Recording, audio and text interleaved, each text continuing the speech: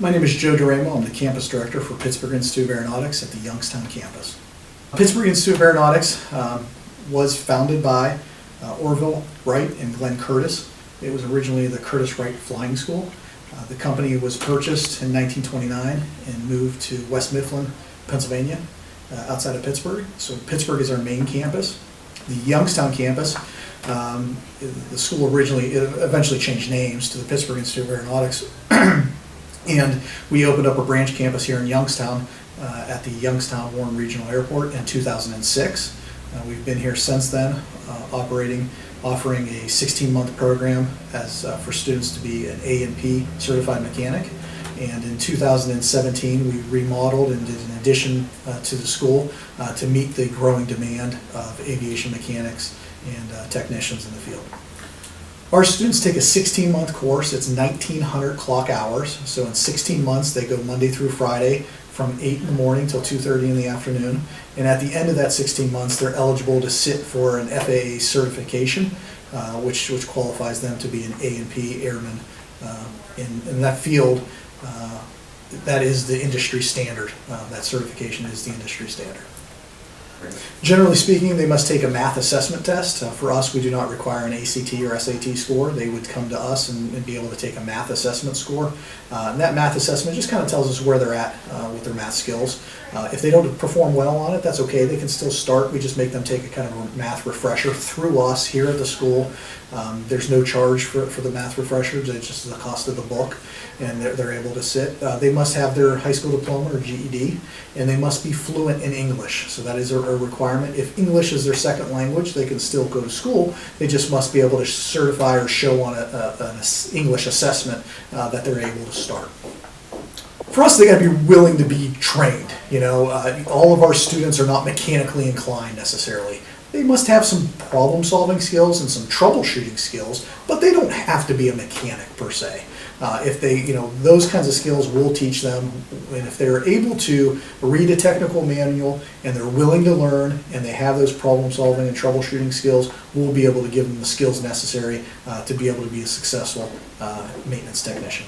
For us, it is that troubleshooting and curiosity. For this aviation industry in general is a very exciting time to be in the field. So for us and our students, if you like being around aviation, you have that passion for flying and to be around planes. For us, that's a bonus. Many of our students come to us with a little bit of a background, but not all of them do. Many of our students have come to me and said, Mr. Duramo, I've never changed oil in my car. Is this program for me? Absolutely, if you want it to be. And if you have an open mind and you're willing to accept that training and you like troubleshooting and problem solving, you have a passion for aviation, this field's for you. Well, they must pass the FAA certification. There's an exam, a series of exams they have to pass. One is a written exam, the other is an oral exam, and then a practical exam. So assuming they pass those exams, the big hurdle that we look for is a fairly clean background. So what that means is you can't have any drug convictions within 12 months of taking your FAA exams. Obviously, if you're going to be working at an airport, you're going to have a background check. But the presence of a criminal background check itself does not disqualify you from this field. We do talk with students at the time of enrollment, and we get you in touch with someone in our academic office that would review your particular situation and guide you appropriately at that time. But the presence of a criminal record does not disqualify you right off from the very beginning. Right now, it varies depending on jobs, your skill set and your experience. So many of my students come to us with military experience. Some do not. So it really depends on your qualifications and your skills. But I would say right now the average student at our campus is leaving anywhere from a $17 to $25 an hour range starting salary, and that depends, and it comes with typically a very good benefits package, including health care, and oftentimes within the aviation industry you get things like travel benefits and things like that. So it really depends on the student, but ultimately there's a wide variety of students in the field, but for what we're seeing currently from our employers, it's anywhere from $17 to $24 an hour. Recently, Boeing had completed an Outlook study, and they do this every couple of years. They looked at not only a pilot outlook in the field, but also aviation maintenance technicians is what we train here. And the outlook is very strong. They're looking at, over the next several years, needing over 118,000 certified mechanics in the North America market alone. So that excludes Asia and South America, but just North America alone, they're looking for a need of about 118,000 maintenance technicians. For us, our students have a combination of classroom time, but also shop time. So for every subject matter that might be in the classroom, we spend probably an equal amount of time in the shop and actually getting your hands dirty, working on the equipment.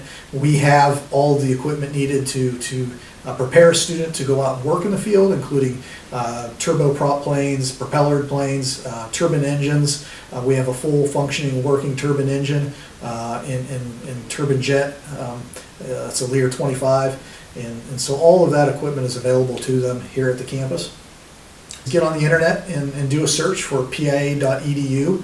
They can call us here at the campus at 330-399-9992.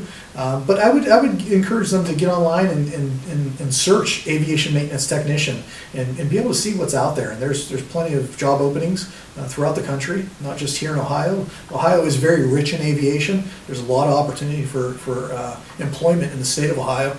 And that's something we're very proud of. I mean, going back to Neil Armstrong and the Wright brothers and John Glenn, and those are all Ohio-based, stories, and PIA is just a part of that. So for us, I think visiting the campus, we have an open house about 4 times a year. We have an open house, and you can come up. It's open to the public, and if not, check out our website, and I think you can get some very, very good information from that.